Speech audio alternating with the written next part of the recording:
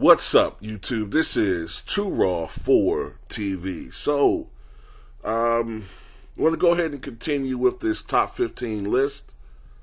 And I am aware that there are a couple of video requests that I haven't gotten to yet. I will get to you, but just I'm a little bit backlogged right now. But I will get to those videos, if not by tomorrow, most definitely by Wednesday. I will get to those videos. But anyway, at number 15, maybe this is surprising because I just did a video where I was saying I don't think he's on Wilt Chamberlain's level, but that doesn't mean that I don't think that he's a great player. And this is an example of that. I think that Nikola Jokic is top 15 all time already as a center. I believe he's top 15, and I base that mostly on his dominance as well as his potential and what he's accomplished already, which is winning 2 consecutive MVP awards. That's a rare feat. So I have to take that into account when I am looking at his overall status as far as a current player and from a historical standpoint. Nikola Jokic is one of a few players. Joel Embiid is the other one. DeMarcus Cousins, who's not in the NBA right now. Giannis Antetokounmpo, who's a power forward but sometimes plays the center position. These are players who have helped to bring back popularity to the big man, a resurgence of the big man position in the NBA. Nikola Jokic, he is a great player. Is he the greatest passing big man I've ever seen? There are many people that's going to make that case. I would be more comfortable saying that he's the most prolific passing big man that we've ever seen. The way the game is played today, he's able to play in a way where he can utilize and maximize that passing ability. Whereas in other areas, or other eras, I should say, even great passing big men had to give up the rock more or less to the point guards or other backcourt players. But Nikola Jokic, the offense runs through him, which helps for him to build up those assist totals. Because when I think of other great passing big men, I think of guys like, Bill Walton, Wes Unseld, Arvydas Sabonis. I don't know if many people consider Larry Bird to be a big man, but he was 6'9 and a half, 6'10". He should be in that equation as well. Chris Webber, if I haven't said him, and some others. DeMarcus Cousins was no slouch when it came to his passing ability. Giannis has improved his passing ability tremendously. So, there's a lot of different candidates up there. Ralph Sampson's another one. But if you're talking about most prolific, then I have no argument with Nikola Jokic. He holds the official record for most triple-doubles by a European player and by a center with, last I checked, he had 79, but he might have more than that now. But, you also got to keep it to, you got to remember that blocks were not a stat for a very long time. So even though he's officially the leader in triple doubles, he most likely would not be if blocks were counted since 1954-55. Jokic is a very accurate scorer. For his career, he's a 54.5% career field goal percentage scorer. He is a pretty good three-point shooter for a big man at 34.5% from beyond the arc. And he's an exceptional foul shooter for a big man at 83% from the foul line.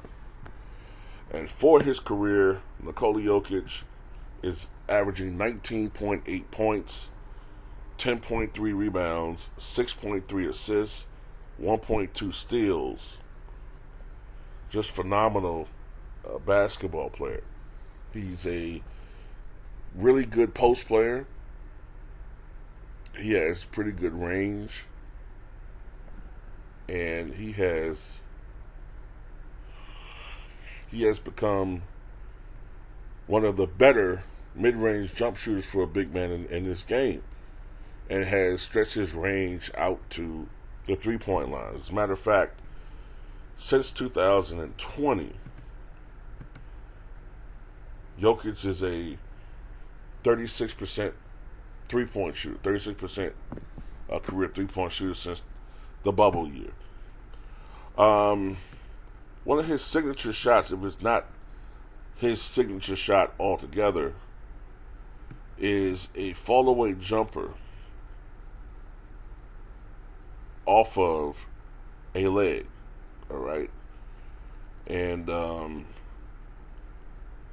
he does this shot more or less as a tribute. Well, I'm not going to say it's a tribute. I can't say that.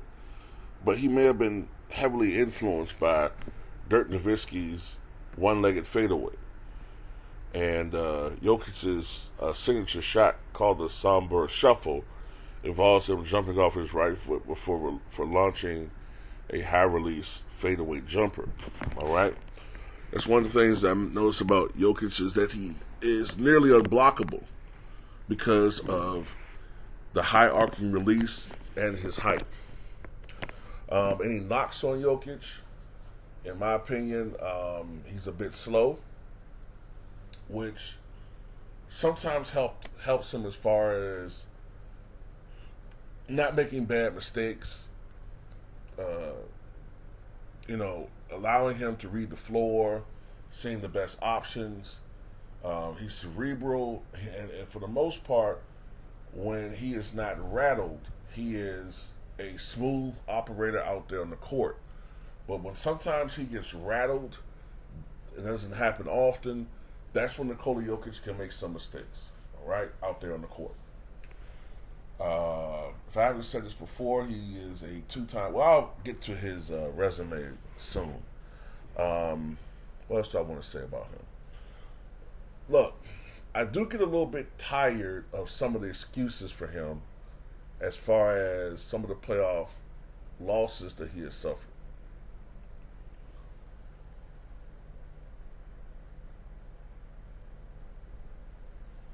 So that's just me personally. I know he's still young. He's only 27. Still has a lot of time left to win. But hell, I'm only making these comparisons because Giannis caught a lot of flack early on for not winning. Oh, you're putting up big numbers, but you're not winning. And this is when Giannis was like in because he didn't have the great start that Luka Doncic and to a lesser extent Nikola Jokic had. So this is like his second year of being a star. Already pressure's being put upon Giannis to win. He did so, and yet he has still not really received a lot of credit for winning a championship.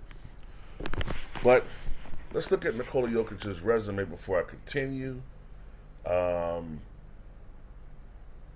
He has played the center position exclusively. He is listed at 6'11" and 284. But I think the heaviest he ever got was about 295. And then I think he went back down to around 284, 85, 86.